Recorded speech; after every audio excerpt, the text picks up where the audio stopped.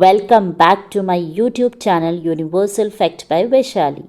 So today we are going to start class 12th business studies chapter 11 and the name of a chapter is consumer protection. So basically इस chapter में हम consumer protection के बारे में पढ़ने वाले हैं जो कि आप कई बार पहले भी पढ़ चुके हैं, है ना। तो ये एक बेसिक कॉन्सेप्ट है कि कंज्यूमर प्रोटेक्शन क्या है। इस चैप्टर में हम देखेंगे कि हमारी रिस्पॉन्सिबिलिटीज़ क्या हैं, हमारी ड्यूटीज़ क्या हैं, जो कि हम ऑलरेडी हमारे प्रीवियस क्लासेस में पढ़ चुके हैं। तो आपके लिए कुछ ज़्यादा नया नहीं है, बहुत ही इजी सा चैप्टर है और बहुत ही छोटा चैप्टर है ना। तो स्टार्ट करते हैं। इस वीडियो में, इस पार्ट में हम सिर्फ एक कंज्यूमर प्रोटेक्शन को ही डिस्कस करेंगे। तो देखिए कंज्यूमर प्रोटेक्शन क्या है। Consumer is said to be the king in a free market economy. देखिए आप सभी को पता है कि we all are as a consumer, हम लोग क्या हैं, हम लोग राजा हैं अपनी मार्केट के लिए।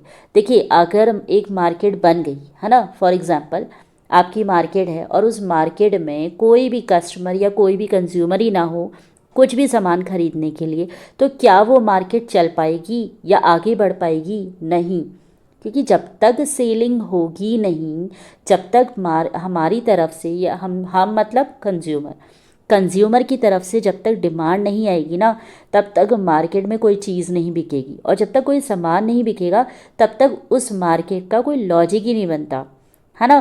तो इसीलिए बोला है हमारी जो मार्केट इकोनॉमी है उसके हम क्या हैं, राजा हैं। So the earlier approach of caveat emptor lets the buyer beware has been changed to caveat vendita let the seller be aware।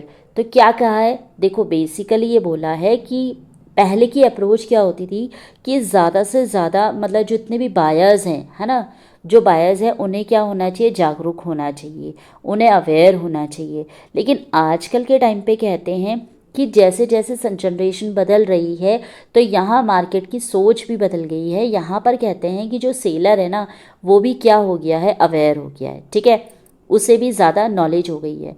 देखो बेसिकली जो सामान खरीद रहा है उसे तो पता है कि उसे किस तरीके से सामान लेना है ना, वो तो हर चीज़ देखेगा। लेकिन यहाँ पर सोच को थोड़ा सा और बदल दिया है। यहाँ पर कह रहा है कि जो सेलर है, जो सामान बेचने वाला है, उसे भी अवेयर होना पड़ेगा, उसे समझना पड़ेगा कि मार्केट किस तरह से चल रही है, किस तरीके से उसे सामान को बेचना है, ठीक है, उसे मार्केटिंग कैसे करनी है, उसे कैसे प्रोडक्ट बनाना है, उसे क्वालिटी या क्वांटिटी कैसे मेंटेन करनी है, या प्राइस या कॉस्ट कैसे मेंटेन करनी है, ये सभी चीज़ों के बारे में उसे नॉलेज होनी चाहिए।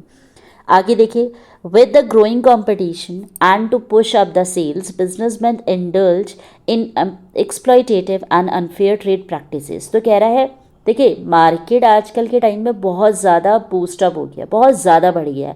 पहले के टाइम पे हम कह सकते थे कि मार्केट एक लिमिटेड मार्केट थी, तो कंज्यूमर के पास चॉइस नहीं थी, तो उन्हें जैसा सामान मिल रहा था वो वैसा खरीद रहे थे, है ना। लेकिन जैसे जैसे बिजनेसमैन बढ़ रहे हैं वैसे वैसे कंपटीशन बढ़ रहा है, और जितना ज़्यादा कंपटीशन बढ़ेगा वैसे ही कह रहा है। देखिए अब जो बिजनेसमैन होता है ना वो अपनी सेल को बढ़ाने के लिए बहुत सारी चीज़ों को, तरीक़ों को अपना रहे हैं, क्योंकि मार्केट हो गई कॉम्पिटिटिव, है ना। तो वो बहुत सारी ऐसी ऐसी चीज़ें भी कर रहे हैं जिसकी वजह से वो अपनी सेल को बढ़ा रहे हैं। अब चाहे वो सेल फेयर तरीके से करें या अनफेयर तरीके से, बस उन्हें अपनी सेल बढ़ाने से मतलब है। तो कह रहा है कि अब जो बिजनेसमैन है वो अपनी पूरी क्षमता से जितना वो कर सकते हैं वो उतना ही जनता को क्या कर रहे हैं, या कंज्यूमर को क्या कर रहे हैं, एक्सप्लॉइट कर रहे हैं और अनफेयर ट्रेड प्रैक्टिसेस कर रहे हैं, वो चीज़ें कर रहे हैं जो गलत तरीके हैं, है ना, सही तरीके नहीं हैं। It includes the supply of defective and unfair products, adulteration, false and misleading advertising, hoarding, black marketing, etc. So there arises the need for providing protection to consumer. तो यहाँ पर कह रहा है कि अपनी सेल को बढ़ाने के लिए एक बिजनेसमैन क्या कर रहा है, जैसे कई बार आपने देखा होगा कि डिफेक्टिव प्रोडक्ट्स आपके पास आ जाते हैं, या जो प्रोडक्ट्स सही नहीं है, अनसेफ हैं, वो प्रोडक्ट्स आपके पास आ रहे हैं, या कुछ प्रोडक्ट्स में भी अडल्ट्रेशन कर रखी है, हेर फेर कर रखी है, या कोई गलत या मिसलीडिंग आपको एडवर्टाइज कुछ दिखाया है और प्रोडक्ट आपके पास कुछ आ गया है, या होर्डिंग हो रही है, जैसे कलेक्शन वगैरह गलत तरीके से कर रहे हैं, या ब्लैक मार्केटिंग हो रही है ना, गलत तरीके से। ब्लैक मार्केटिंग क्या हो गई, बेसिकली जो काला धंधा कर रहे हैं। तो इस टाइप की बहुत सारी प्रैक्टिसेस जो हैं वो अब बिजनेसमैन करने लगे हैं। क्यों? और ये ज़्यादा हो रही हैं इसलिए क्योंकि मार्केट बढ़ रही है, कंपटीशन बढ़ रहा है और उन्हें अपनी सेल बढ़ानी है। ठीक है, तो ये सब चीज़ों को मतलब बढ़ावा मिल रहा है बिजनेसमैन की साइड से। So there are arises the need for providing protection to consumer.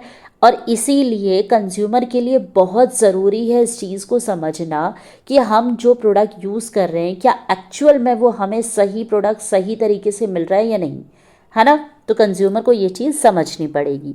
A customer is the most important visitor on our premises. कह रहा है जो एक कस्टमर है वो हमारे लिए मतलब बिजनेसमैन के लिए एक बहुत इम्पॉर्टेंट विजिटर का काम करता है। ठीक है, ही is not dependent on us. वो जो है वो हमारे ऊपर डिपेंडेंट नहीं है, वो हमारे ऊपर निर्भर नहीं है, हम उसके ऊपर निर्भर है। देखिए क्या कह रहा है, we are dependent on him. ठीक है, हम लोग उन पर निर्भर हैं। He is not an interruption in our work. वो हमारे काम में दखल अंदाजी नहीं कर रहे हैं। He is the purpose of it. वो हमारा एक क्या है, पर्पस है। देखिए पर्पस ही तो है।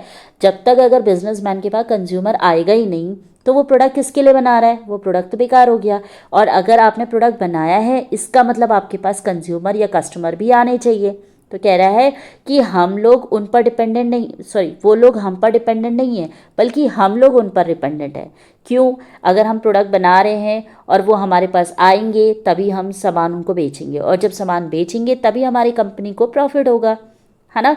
तो हम लोग निर्भर नहीं है, कौन? बिजनेसमैन। बिजनेसमैन कभी भी, सॉरी जो कंज्यूमर होता है वो हमारे बिजनेसमैन के लिए डिपेंडेंट नहीं है, लेकिन एक बिजनेसमैन हमेशा कंज्यूमर पर डिपेंडेंट रहता है। ठीक है, तो ये हो गई आपकी मीनिंग या डेफिनेशन, है ना। तो इसको मैंने आई होप बहुत अच्छे से आपको क्लियर आउट कर दिया है। मुझे नहीं लगता कि आपको कोई भी डाउट होना चाहिए। और अब हमारा जो नया टॉपिक आता है वो डेफिनेशन पढ़ लेते हैं। देखिए डेफिनेशन क्या कह रहा है। Consumer protection act 2019 defines a consumer is an individual or organisation who buys goods and services for a consideration. कह रहा है कि कंज्यूमर प्रोटेक्शन एक्ट जो कि 2019 में बना था वो ये डिफ़ाइन करता है, ये बताता है कि जो भी कंज्यूमर है, चाहे वो एक इंडिविजुअल हो चाहे वो एक ऑर्गेनाइजेशन हो, कोई भी ऐसा इंसान, कोई भी ऐसा ऑर्गेनाइजेशन जो कि गुड्स को या सर्विसेज को खरीद रहा है उसे बहुत सोच समझकर डिसीज़न लेना चाहिए। तो ये तो हो गई आपकी डेफिनेशन। इसके अलावा हम मीनिंग डिस्कस कर चुके हैं। मैं आपको बहुत अच्छे से आई होप कॉन्सेप्ट समझा चुकी हूँ, है ना। अगर फिर भी आपको लगता है कि कोई डाउट है तो आप मैसेज में या कमेंट बॉक्स में मुझसे पूछ सकते हैं। उसके अलावा आपका जो नेक्स्ट टॉपिक आता है इम्पॉर्टेंस ऑफ कंज्यूमर प्रोटेक्शन, ये हम अपने दूसरे पार्ट में डिस्कस करेंगे। ठीक है, तो till then bye bye, take care.